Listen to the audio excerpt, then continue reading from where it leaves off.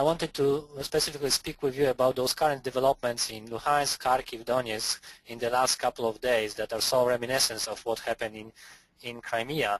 And the question is, for me, is how best to address this rising wave of separatism in those regions, and how best to maintain a unity between Ukrainians and ethnic Russians that are living in Ukraine.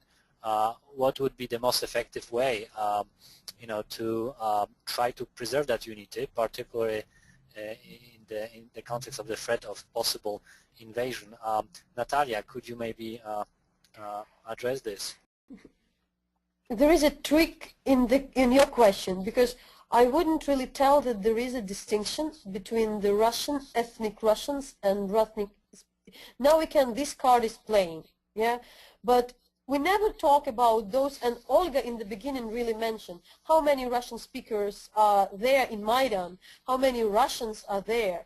And it was always, we should really move the message from the idea and find the common ground, because the social elements, of course, it unites more people, because the eastern regions are the ones who suffered the most from the economic decline. It's a very regressive regions, and when you really talk to the Crimeans, give an example, giving back before, even those pro-Russian Crimeans, pro-Kremlin Crimeans would tell that we are not, there is nothing there is nothing but the language, but they point out this invented distinction. But in a way we should move the message, everybody, the civil society, the media, the politician, from unexisting challenges which are not there, to the real one, what people really need, because they really go because they're suffering, they have probably some problems. They are people in Donetsk riot against previous government as well, because they are not satisfied. I mean, they maybe don't really explain it that clearly because of the corruption, because of their bosses. They hope that they would get, for instance, a better life. So their needs should be served, and the common message should be found. But also important in Kharkiv and in Donetsk and all these regions, that more people would come, those who are like indifferent, who are still at home, somehow show their presence, which is absolutely majority, because sometimes we're talking about like 200, 300 protesters, 300 separatists, wherever, which is uncomparable to the amount of people. The amount of protests in Kiev, in Maidan, was different because it was really in physical numbers, a lot of people. And so this physical presence really matters. Ola, do you have something to add to that? Do you have some information perhaps on the process there in the regions and in the eastern part? So we stopped doing our rapid interviews. We did the rapid interviews into February, but we stopped afterwards, and this is a result of not having enough manpower or funds to do so. I absolutely agree with Natalia that there are indicators. There are far more people that support the democratic transition and change that is going on in the country in the East than the amount of people that support the separatist actions. That is not a very popular sentiment across the East. There are pockets of the East where there are significant minorities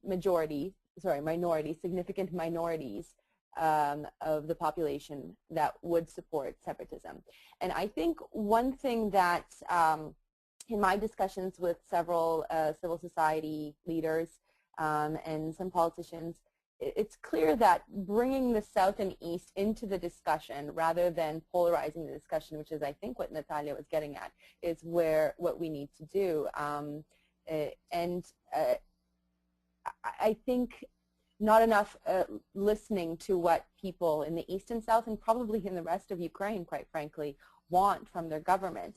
And from our research, we know that they want to concentrate on a united civic identity and socioeconomic amelioration for their lives. So they want a stable job. They want to be able to put their kids through school. People want very, very practical and pragmatic things, and the majority is not talking about language or ethnicity.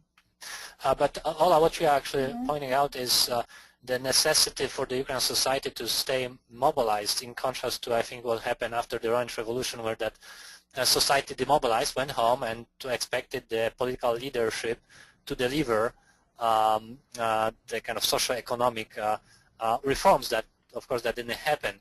And I think in contrast to what happened in 2005, we see an ongoing mobilization of the population to keep control also over the new government, pressuring the government to be more transparent, to be less corrupt, and at the same time perhaps that mobilization could be quite helpful in terms of building the kind of unity message with people who are living on the east.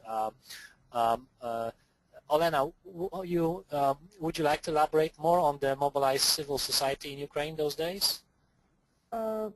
Yeah, I would like to briefly add to the question about eastern and southern Ukraine. The problem is that Euromaidan movement did not have a coherent information strategy, did not have a coherent message. The movement did not send any specific message to southern and eastern Ukraine because it was horizontally organized. There were nobody who would centrally work on those information issues. And as a result, we see that people in Donetsk, for example, they were following the events of Euromaidan through Russian TV. And Russian TV would report that there are dangerous extremists, banderovцы, who would come and punish you for not speaking Ukrainian, some absolute nonsense. And Maidan was not, Maidan was busy, taking Yanukovych down. They saw themselves as a liberationist movement, as a, their message was to free Ukraine from corrupt, oppressive regime. And they thought it's enough, but it turns out it was not enough. They had to reach out in advance to those east and southern Ukraine regions, and then those regions would, I'm sure they would actively support Maidan better, because right now it's also about Maidan, because those people who want to separate from Ukraine, they see this moment when they were told that there is no government in Kiev, when nationalists are in Kiev, and so many people are just victims of propaganda. And I'm not even talking about, people who specifically do their jobs, like, they are sent as by Russian forces into Ukraine to create these separatist movements. So that's my point, and that's why Maidan should continue and should kind of, form this message